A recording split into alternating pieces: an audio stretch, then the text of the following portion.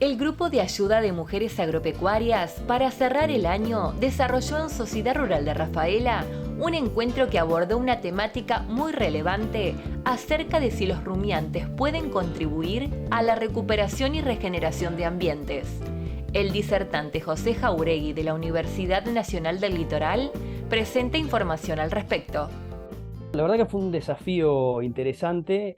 A mí me gusta mucho hablar de sostenibilidad, de sustentabilidad de los sistemas ganaderos y creo que hay muchísima tela para cortar. Y el último tiempo vemos que han surgido con mucha fuerza algunos términos que para mí son interesantes, como estos de la regeneración, ¿no? Se ha puesto muy de moda esto de hablar de regeneración. Entonces, un poco el planteo que dejé al inicio de esta nota, de esta charla, fue si los rumiantes efectivamente podían contribuir a la recuperación y regeneración de ambientes. Con una mirada realmente de dejar más preguntas que certezas, ¿no? Por ejemplo, para que tengan una idea un poquito, no hay un consenso científico respecto de qué significa la regeneración, ¿sí? O sea, hay diversos autores, diversas corrientes, todos tienen algunos principios, comparten algunos principios, algunos incluyen más cosas y otros menos, pero no hay una definición científica clara. Entonces, eh, me pareció, bueno, un gran desafío, insisto, porque tuve que repensar algunas cosas, incluso hasta en algún punto cuestionar, ¿no? Esto de siempre la ganadería es regenerativa, también eso es otra cosa que a veces mencionamos, ¿no? Bueno, la ganadería regenera suelo. Cuidado, no siempre es así. No todo el tiempo uno puede hablar de que tal o cual actividad, por más bondadosa que sea y que tenga un montón de cosas positivas, que siempre lo sea. Así que ese fue un poco la impronta inicial, ¿no? De cómo arrancó la charla con un montón de interrogantes y cosas que fueron surgiendo y además muy buenas preguntas también del auditorio después al finalizar.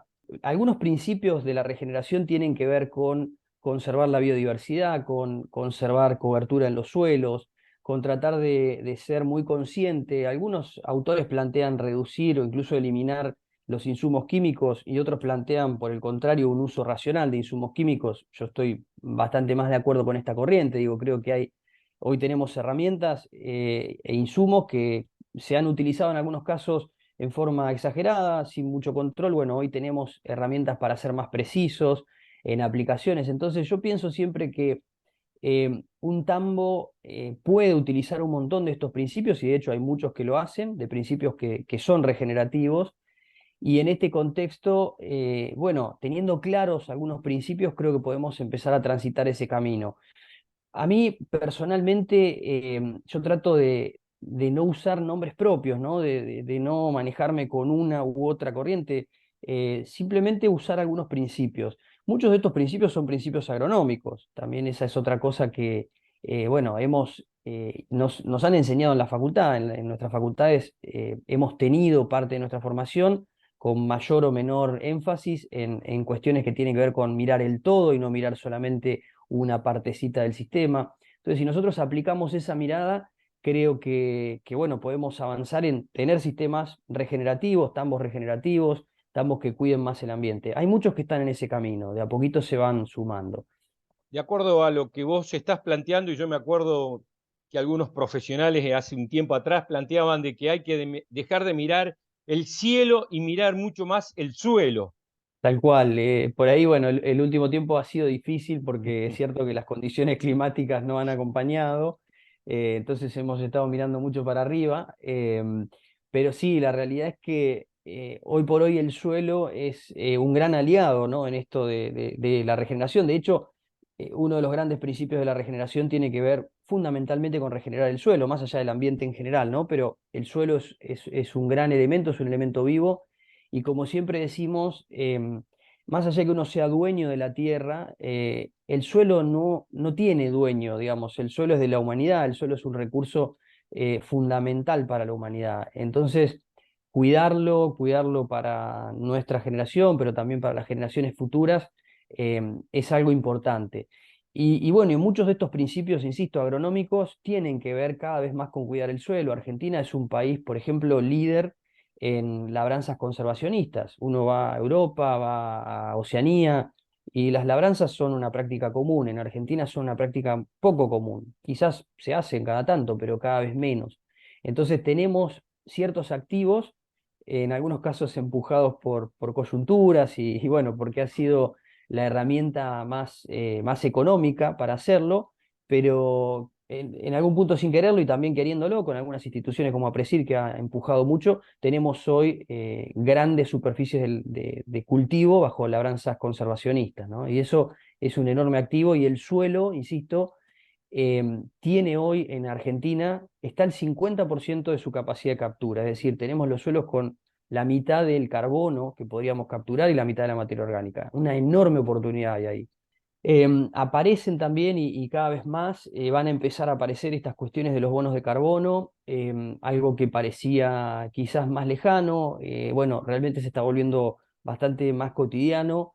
em, y bueno, y ahí aparecen, es paradójico también, porque quien ha hecho por ahí peor las cosas hoy tiene mayor potencial de mejorar su suelo y entonces mayor potencial de capturar esa renta a partir de bonos de carbono, lo cual genera algunas cuestiones curiosas dentro del mercado, pero digo, el mundo está avanzando hacia esto, ¿no? Hacia los bonos de carbono. Hemos visto incluso algunos eventos, recuerdo algún evento de CREA que lo han hecho carbono neutro, y esto, la manera de hacerlo es, yo hago un evento que sé que voy a emitir, que tengo X cantidad de emisión, y lo que hago es comprar bonos de carbono, por ejemplo, bueno, podrían ser a sistemas silvopastoriles, podrían ser a sistemas ganaderos, podrían ser a sistemas agrícolas, o forestales, ¿no? Mayormente hoy se trabaja mucho con forestales en este contexto, pero hay una oportunidad grande que surge sobre todo para la ganadería, también para la agricultura, pero bueno, ahí estamos por ahí con menor potencial, la ganadería hay un potencial muy grande, y bueno, y estas oportunidades son oportunidades que existen y son globales, o sea, los bonos de carbono también cotizan en el mercado global. Y volvemos al día a día del productor tambero. ¿Y cómo puede capitalizar, digamos, esos bonos, esa renta que está dando vuelta? ¿En qué a diario puede hacer que eso que está realizando en su campo pueda transferirse al bolsillo, si se quiere, ¿no? Sí, es que ese es el gran dilema, ¿no? Hoy por hoy el mercado todavía no está maduro, es decir, todavía falta desarrollarlo. Entonces muchos de los pasos que uno dé o de las inversiones que uno haga no van a tener un retorno inmediato. Y de hecho también hay que pensar que cualquier proceso donde uno quiera certificar captura es un proceso que no es de un año a otro, ¿no? O sea, uno tiene que arrancar en una senda y posiblemente en un lapso de 3 a 5 años podamos hacer, a partir de una evaluación inicial, la evaluación final y ver cómo está ese ambiente, ese suelo. Esto ya existe hoy en Argentina, algunas empresas certificadoras que lo están haciendo. Insisto, es un proceso de inversión, pero más allá de lo económico, que yo entiendo que el bolsillo es lo primero que uno va a mirar, eh, también hay una convicción, ¿sí?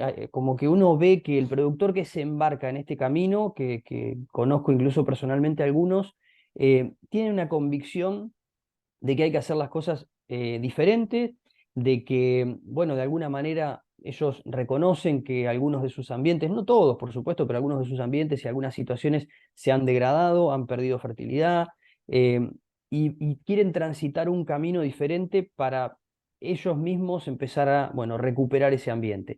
Entonces, el proceso es un poco largo y como todo en este país, a veces los proyectos de mediano plazo son difíciles, porque bueno, tenemos mucha inestabilidad y quizás las reglas de juego cambian, pero te agrego otra cosa que me parece importante.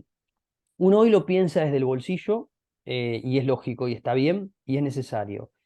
Eh, de aquí a los próximos 5 o 10 años, esto va a ser una demanda global. Es decir, para poder ingresar en algunos mercados vamos a tener que, no digo que todos nuestros sistemas sean carbono neutro, ni mucho menos, pero sí, por ejemplo, estimar o definir la huella de nuestros productos para poder, no sé, enviar un queso afuera, incluso exportar leche en polvo. Todo eso va a requerir, va a demandar el mercado, al principio con un pago de una prima, un extra, pero en el corto plazo, como muchas de estas regulaciones, van a ser necesarias para empezar a comercializar. Sin ir más lejos, tenemos, bueno, la ley europea, ¿no? Ahora hablando de deforestación, y son todas cosas que nos empiezan a impactar. Entonces yo creo que Es un camino que hoy se puede iniciar, se puede transitar, existen esas empresas y uno las puede buscar, están también muy activas en línea, pero es un proceso que va a demandar un tiempo. Entonces, también hay que tener una convicción de que no solamente nos motiva, bueno, lo económico, que por supuesto es importante, sino que también una convicción de querer cambiar porque uno ve que hay algo mejor en ese otro trayecto que quiere recorrer, ¿no? Creo que va un poco por ahí.